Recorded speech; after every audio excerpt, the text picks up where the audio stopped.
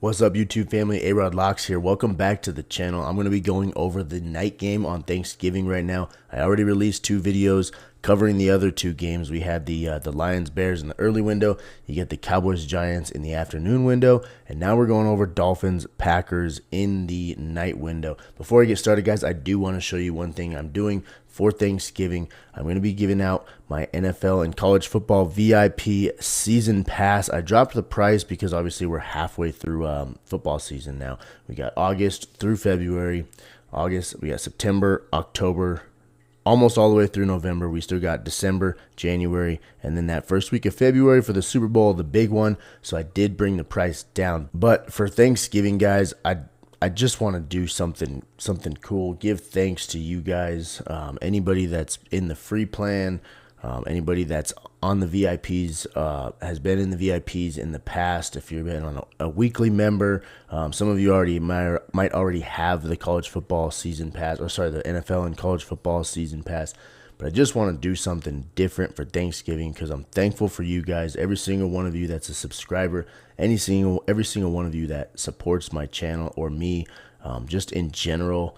I appreciate all the support. I seriously do. So use code TURKEY if you want to be in on the NFL and college football VIP season pass for the rest of the year. That's every single one of my football bets that I put out.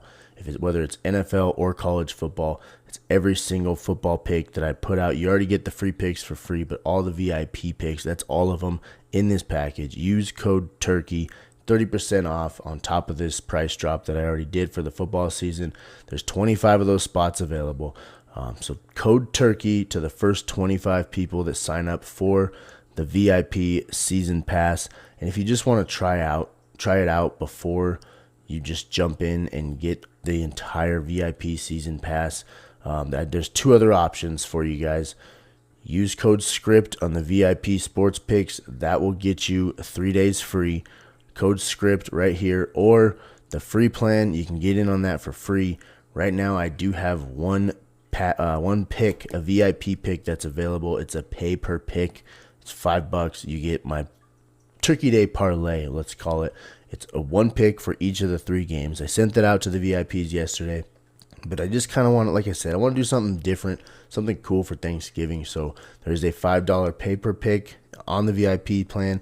You can get that. Just sign up for the free plan. It's one of my free picks I put out. There's a link to that pay per pick. Pretty easy to find. Just get on the free plan, you'll find that.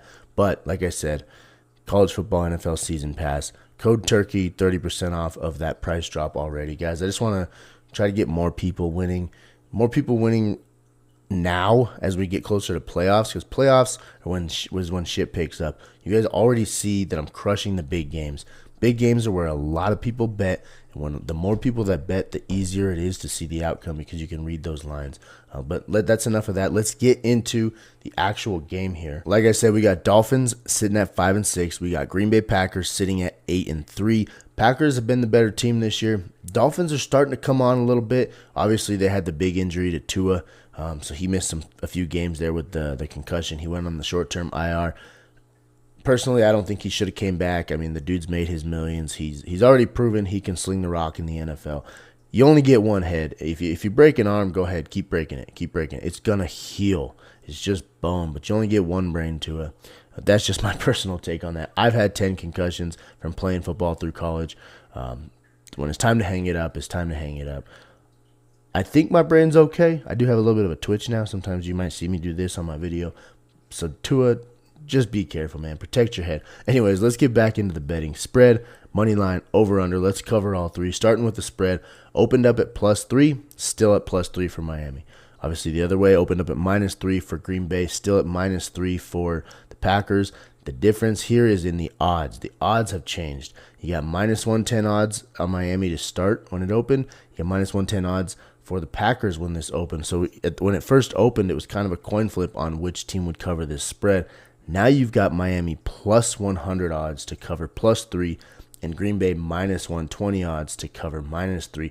So sometimes, you guys seem to hear me talk about line movement.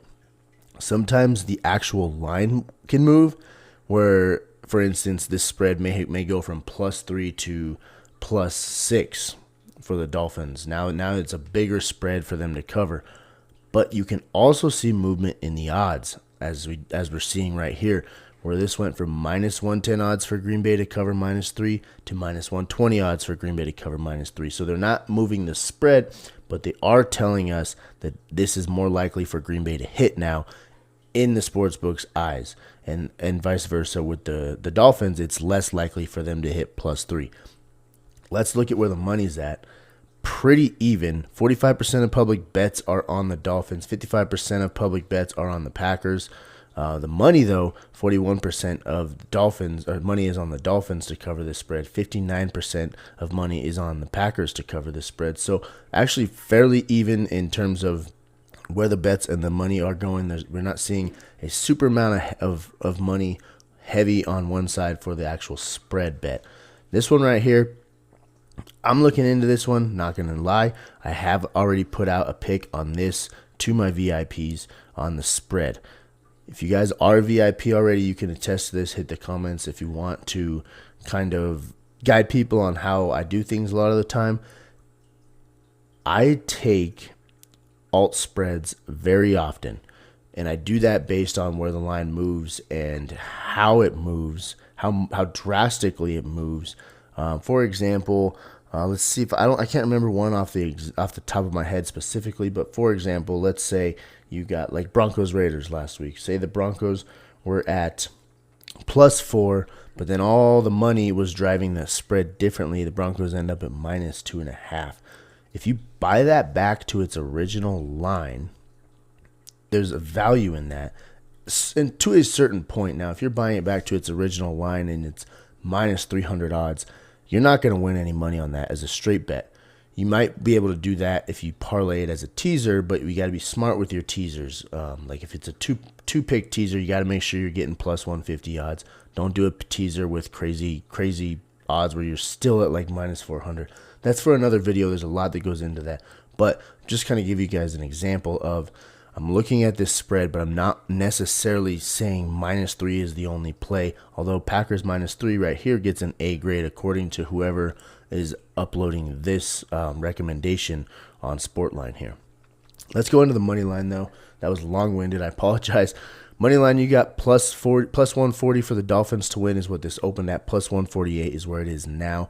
-165 for the Packers to open the line. -177 is where we're at right now. This one's a little bit higher in the Packers' favor.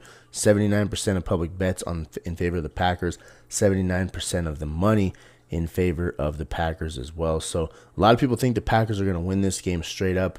I personally agree with that, just based on the teams themselves, how they're doing this year, and what the weather's going to be like. If I scroll up here, guys, you can see if this game is a night game, it's at Lambeau Field in Green Bay in November, 23 degrees Fahrenheit. 23 degrees. Look at Tua's history in cold games. Just go back and look that up. Tua does not play well in cold games. So I do think the Packers should win this game, and -177 odds. That's actually not bad odds to take on a straight bet. On this one, just my 2 cents. I wouldn't bet a unit here. I'd probably bet for a unit. I don't know if you know of what I'm talking about. Sometimes when you're looking at bets, you don't bet a unit to win. Say your unit for easy numbers is $10. I don't always bet a unit $10 to win $4, and now we're sitting at $14. With certain bets, you got to bet to win a unit. So to win, if $10 is your unit, bet what you have to do to win $10. Does that make sense? So don't bet a unit, bet for a unit. And I'm not saying do that on this pick. I do like this one, but I am going to watch it a little bit more leading up into Thursday. But as of right now, just based on what I'm looking at and what I'm thinking, if I were to go Packers money line, I bet for a unit, not a unit. Now going down here to the money line. Now going down here to the over-under. I'm sorry, I didn't even show you what it opened at. Opened up at 46.5. Now it's sitting at 47. So -110 odds either way. This did not change odds-wise, but the line did move itself. It went up half a point. Money's probably on the over. Public bets are always on the over with the point total. So we got 78% of public hitting the over, 80% of money from the public hitting that over. This only went up a half a point. I don't think that this. I think with 80% of money on this one side, it should have probably went up a little bit higher. That kind of shows me that the sportsbooks and the sharps don't think this is going to go much further over this 47-point total. Otherwise, this probably could be up to 49 points right by now, with 80% of the money on the over here. But anyways, guys, there's your lines. You got the spread, your money line, the over, under. There's your money dispersion on them. There's where the movement is. I'll scroll up so you guys can see it one more time where it opened at, where it's sitting right now. This is the projected score from an algorithm. Use that to kind of gauge what's going to happen, but don't just say that's what the score is going to be and that's what the outcome is going to be, because it's never true. It's just a prediction based on an algorithm, so that's not always final, right? So like I said, guys, I'm going to give you some player props at the end of this video. Let's move on into those player props. Before I do, I'll let you guys know I'm going to be doing these picks on REBET.